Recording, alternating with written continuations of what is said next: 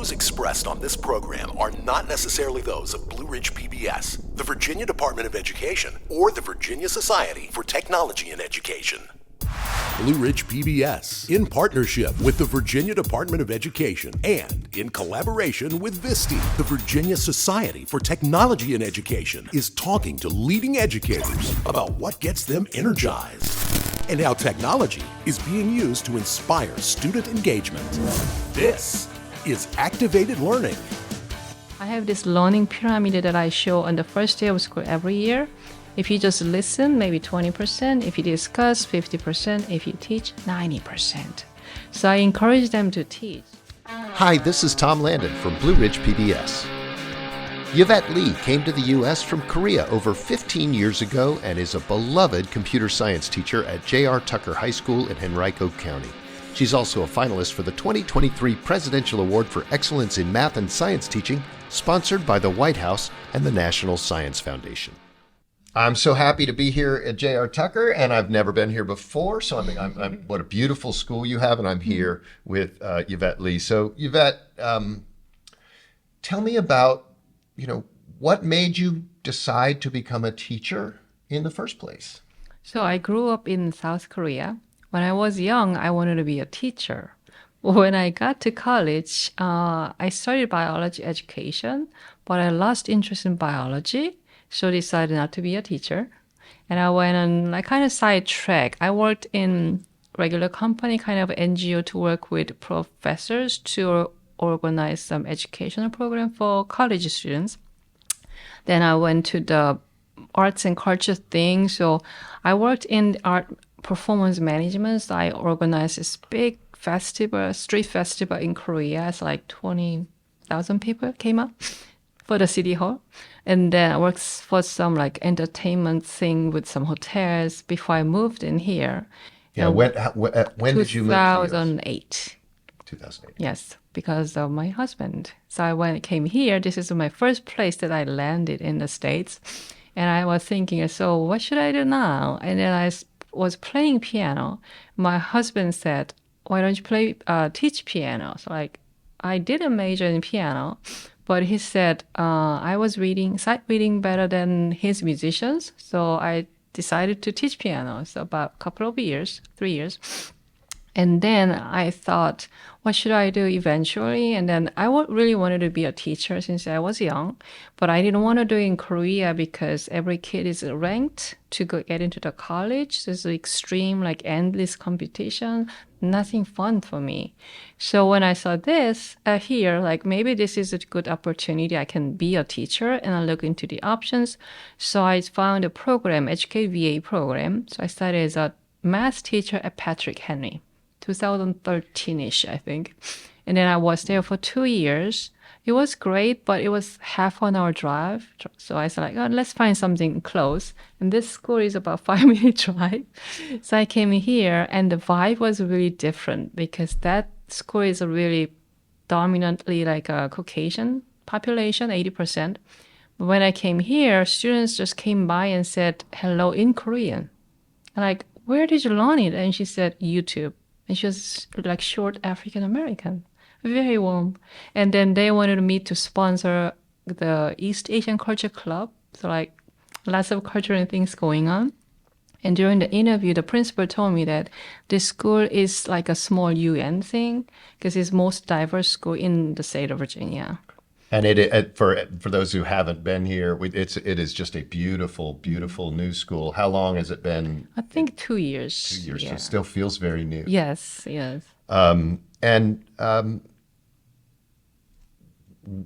So as a teacher here in a very multicultural place,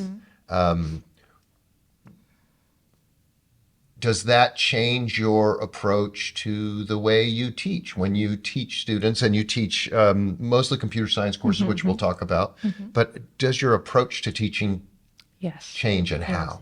Because I was a math teacher for 2 years here, and I then switched to business because a lot of ESA kids here, English learners, and you have to give more support. Otherwise, they struggle really hard in geometry. Lots of vocabs there, new words like my country write these little numbers in this way, point, not comma, something like that. So even if a student had come from a pretty academic background in another country, they have to not just navigate a new language, but a Different new system. mathematical language too, Yeah, right? different system. Like some countries write down the thousand thing, they put point, not a comma.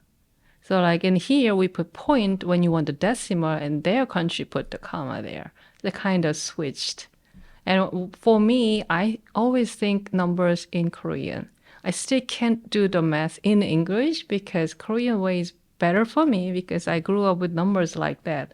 So I have to see the numbers rather than hearing the numbers kind of stuff. So it's hard to just talk to students from different countries, just talking, talking, talking. Really, they really struggle. I should have put up something on the board. It's like writing out same word. This is a word, but they don't know how it's spelled out, and they see it. They're like, "Oh, that's that word," something like that. So it helps a lot.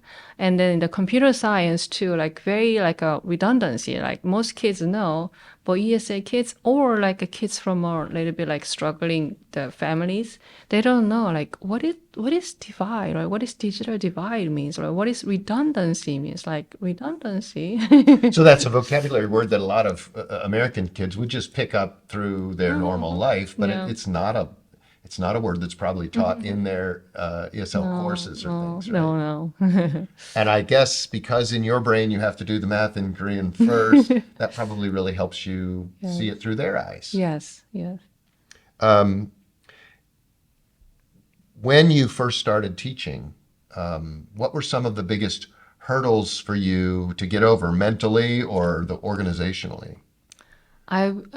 They told me that wait for 3, maybe 5 years, then you'll breathe better because first year was like so much, and then I wish I knew what concepts the students will be struggling with, but as a first time teacher, you don't have it until you teach the first class.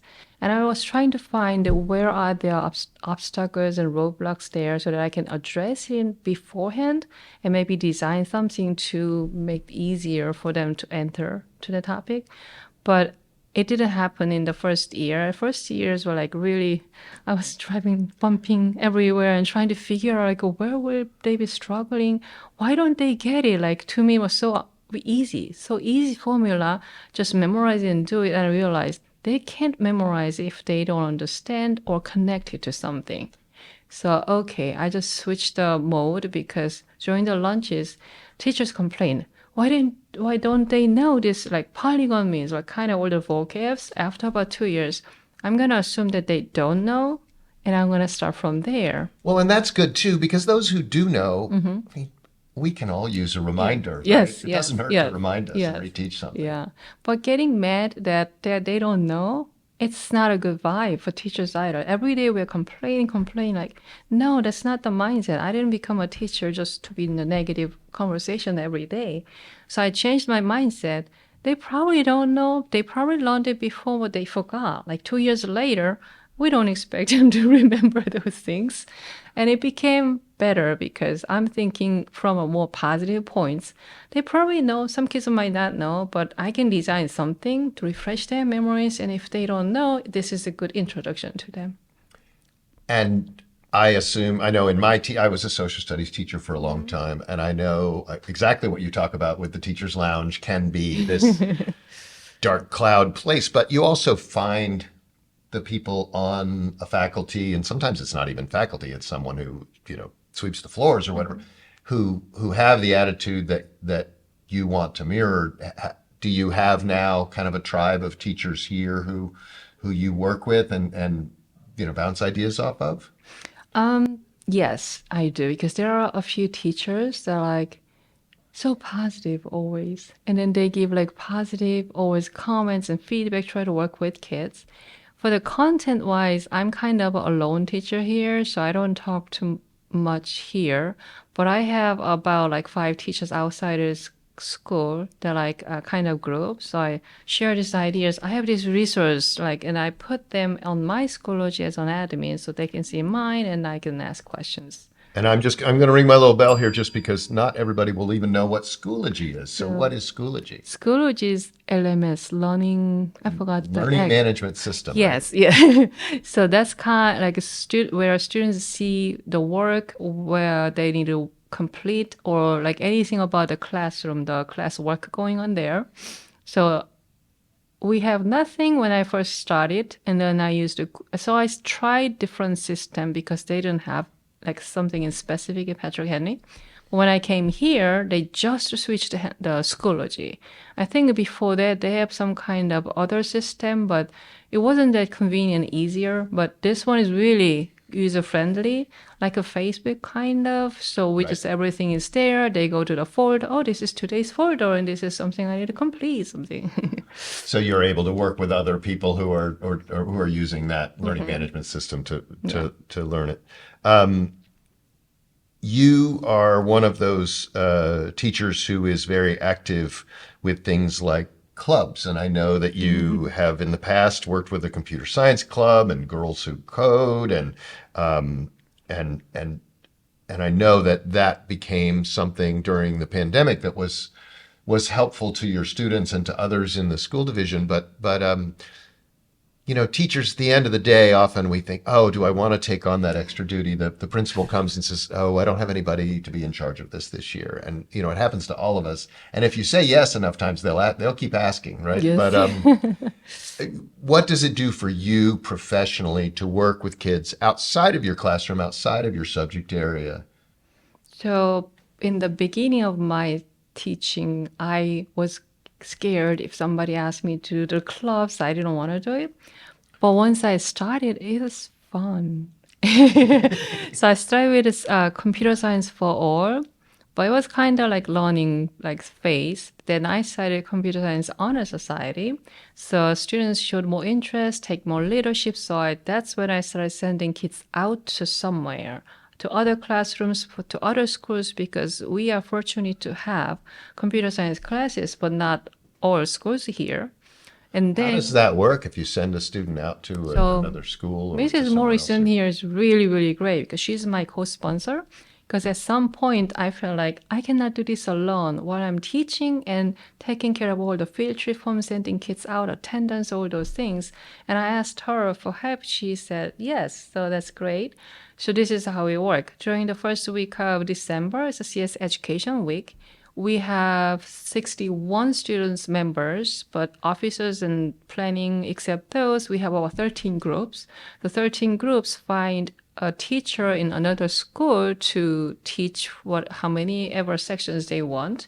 So elementary schools, they usually go out, teach for like 4 classes. So they stay almost all day, 8 to 2 kind of. The middle school teachers, they have like 2 classes, 3 classes, but I don't want them to take too long breaks. So we usually take the 2 morning classes and teach them and come back. So when they go, they have to fill out group form, the individual forms. Right. There's a lot of work She getting asked people me. out of the building. Yeah. The other thing is that when I found out about the Girls Who Code, I was debating. I'm already having 2 clubs. Should I add one more to Girls Who Code? And like, how do I manage it? I was traveling to Korea, talked to my friends, and I debating ideas, this and that. And like, okay, I'm gonna have one of the honor society group to take Girls Who Code as their project. That's how I ran it for the first 2 years. Right now, it's kind of established, so there are kids who want to be the officers. It doesn't work that way. But in the beginning, that was their project. So you've got students taking over, and this is so much about what we talk about in things like blended learning in the classroom, and you know, giving students agency, and you know how you can actually benefit from giving the students power, but how do they benefit from being given all that responsibility? So I was surprised this fall because I created another project this fall, Hennaiko Innovation Challenge. So I don't know if you know about the Conrad Challenge, it's Entrepreneurship Challenge, international one, very, very esteemed challenge. So it's an really entrepreneurial challenge. Innovation too. So you have to use some kind of technology to do competitions, but out of thousands, some groups, they choose only 20 groups. Very competitive. So only Thomas Jefferson is sending kids there. So Dr. Byers at VCU, he retires now, but he has a project. He gave that to me. So I was thinking, like, how do I run it? I'm so busy already, 3 clubs. And then I found a girl, and like, maybe she's interested. And I found another one. So we talked in April. And these are high school girls? Yes, they were juniors. Will you be interested in running this? And then they said yes. They even met in the library on Saturday in April. And then the new school started, and they were like helping, stepping up. And at some point, they were calling for meetings. Mrs. Lee, we have to have a meeting, kind of stuff. So I was like, wow, they were taking this as their project, as their own, and they were taking the leadership and ownership, and they were so great. And I know this benefits them because they're building their project management skills and leadership skills, and they know how this benefits them. Right, and that doesn't feel just like, a lot of times our high flying kids, they want to take on some things because it'll help them get into college or Yes. something. And this will do that for them, Yes. but they're also learning management skills and things that will probably be with them for the rest of their lives. I also think that you're doing an interesting thing that might unofficially help us with our, the incredible shortage of teachers we have, because you're putting these kids in instructional positions. Yes, kind of. yes. They help me a lot so that I don't have to sit down, do all the stuff like managerial stuff and then the admin stuff. They take care of a lot of stuff for me. And then But you had to it's- give up control for that to happen, right? And Yes. some teachers are uncomfortable with that. So, So- was that difficult for you, or was it just such a relief for you? I chose the kids because I tried election one year, CS Honor Society, right? And then every planning time, I have to go and find the kid, knock the door. Can I speak to this person on the outside? And after that first year, I said, I don't think election is the way I need to go, especially if I run 3, 4 clubs. I don't have time to hunt down those Well, kids. and keep in mind that in the real world, we generally don't get elected to our positions. We are appointed for skills that we have. Right? Interviews, yeah. So I interviewed them. I have them make a video of what is your plan as an officer. So I chose them that way, and I've completed a form. So that way, I and Mrs. Morrison and I chose the officers, those trusted ones, so that they are we meet once or twice in the beginning, and then rest of the time they're on their own. They just report back to me regularly. And I didn't tell you I was going to do this, but this is where I take a little break and say, I'm Tom Landon with Activated Learning. This is a production of Blue Ridge PBS that is produced in collaboration with the Virginia Department of Education and in partnership with the Virginia Society for Technology and Education. Very happy today to be talking to Yvette Lee, who is an amazing teacher, but also is a finalist, as we record this, for the Presidential Awards for Excellence in Math and Science. I believe is this the second time that Yes, you've been a finalist? And what does that, you don't strike me as someone who's chasing after awards. What does it mean to you to be in the spotlight for your work as a finalist for this award? So I was thinking about it for some reason this morning because I didn't know this kind of awards exist. But my associate principal at that time, Melanie Phipps, she put my name in. And that was my 5th year of teaching. So what is this? I went into the login and it said, you have to have completed 5 years already. So I couldn't do it that year. Oh, okay. But I learned about this and I just, okay, so I did it 2 years later. I don't know what it was that much. But my principal, Raymond, he knew about this and he was very supportive and talked about me. So wow, sounds like a little bit big. But I didn't know about all this, but it came in people put my name there and then they asked me to complete the subsequent documents. And then when I apply, the documents ask a lot of questions that I have to look back and think what I was doing, reflective thinking. And awards are great because it kind of recognize what you're doing. I'm very fortunate and really honored. But it's so I feel like I look like I'm an award chaser, but But it didn't come that way. I didn't know anything about this, but it is really nice to give like recognition. So that's why I'm also trying to do with kids. If they do a great job, like this fall, I have volunteers and those three girls who run the whole project. So we're gonna have a party this Wednesday. So I'm ordering catering for them to come by to pick up their panera lunch and some chocolate cake because they spend so many hours. Sure, and recognition is nice, right? I mean, it's just nice to be for someone to say, "Hey, you're doing a good job," and that encourages you then to do that with your students. This is Activated Learning from Blue Ridge PBS in partnership with the Virginia Department of Education and in collaboration with Visti. If you like what you hear, subscribe to Activated Learning wherever you get your podcasts. If you've got an idea for an upcoming show, let us know at activatedlearning@blueridgepbs.org. In almost every episode of this show, we talk a little bit about the lessons from the pandemic because I think we're finally getting a little space from it and can maybe reflect on it a little bit.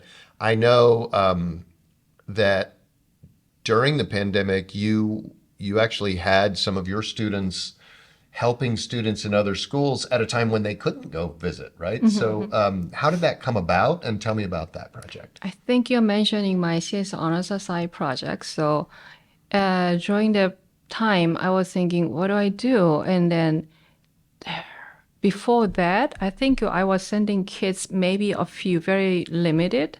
But during the pandemic, they have a lot of time actually.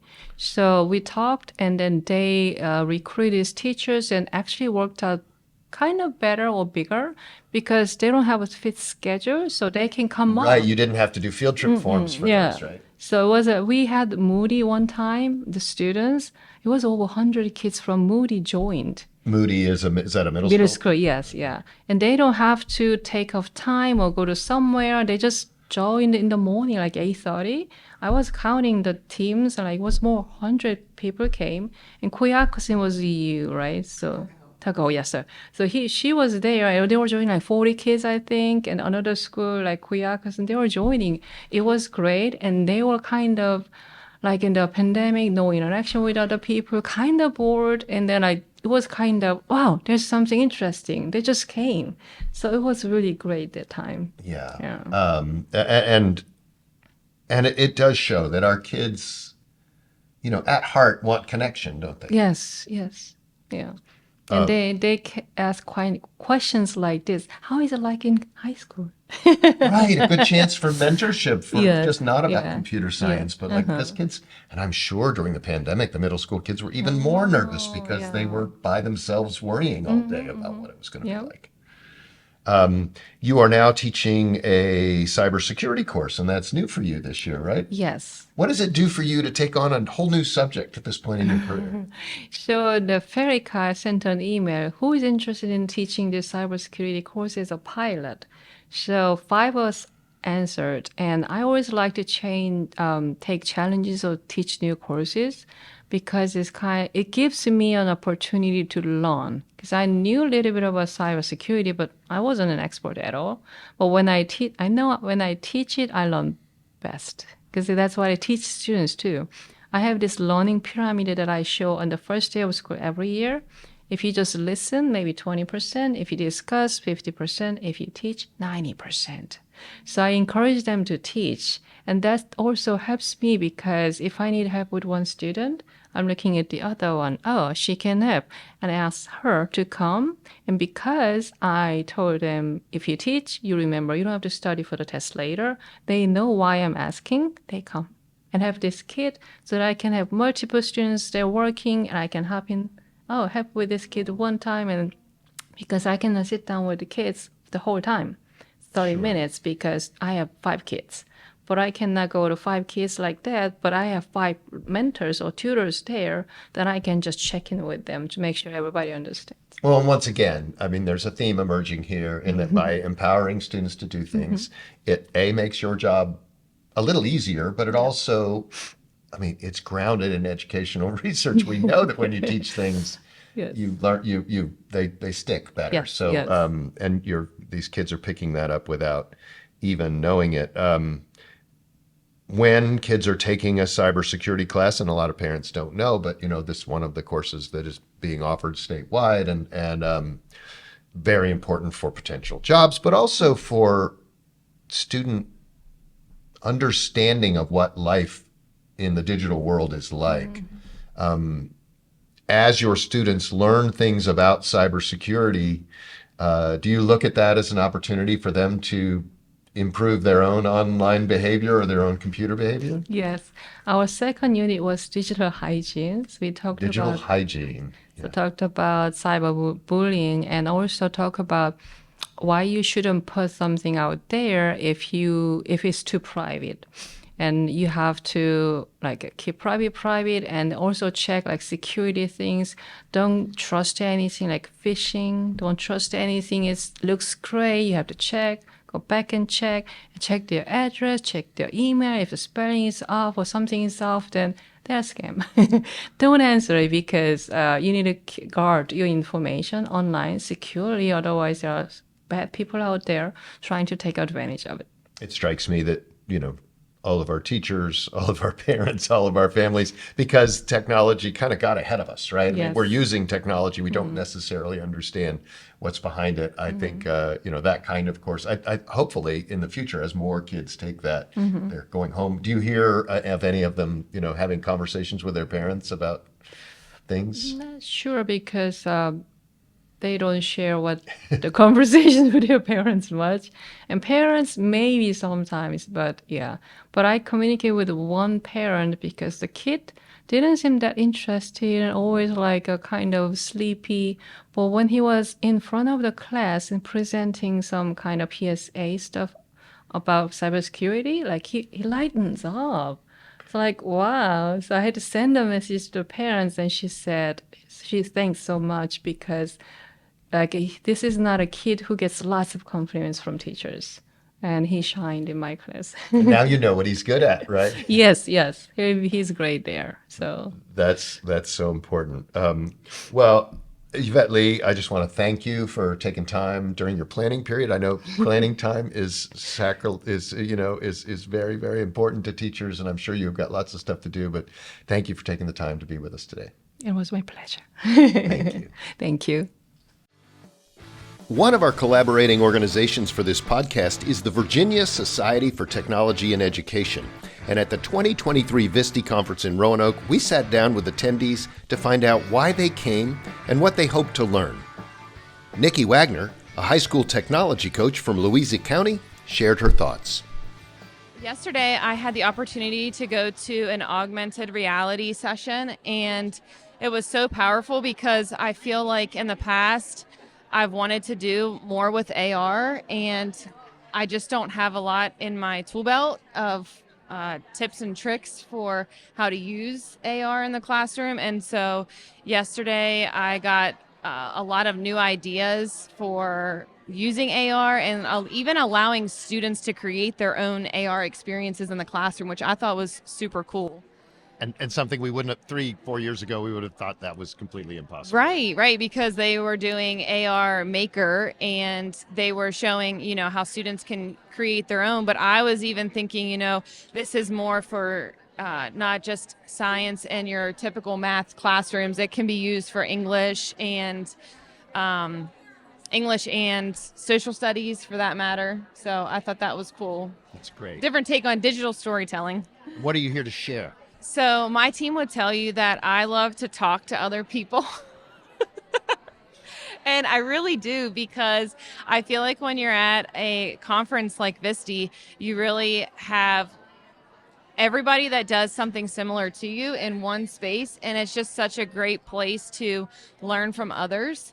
And so I just like to talk to other people within the sessions to basically learn from them, or they can learn from me. So like yesterday I talked to some people within my session about just how like Canva and how to use it and the different ways you can incorporate it into your own classroom. But I'm really here to get ideas because I feel like I'm recycling the same ideas from year to year, and I kind of want something new. Activated Learning was created by Blue Ridge PBS in partnership with the Virginia Department of Education and in collaboration with the Virginia Society for Technology and Education. Produced by Tom Landon, Director of Educational Innovation at Blue Ridge PBS, with a lot of help from graphic and audio designer Jay Prater, podcast studio producers Andy Depew and Kurt Schruth, and Vice President of Education Dr. Rose Martin. Our theme music was composed and produced by Ryan Champney and Dr. Matt Katatachea of Visti. Copyright 2023, Blue Ridge PBS.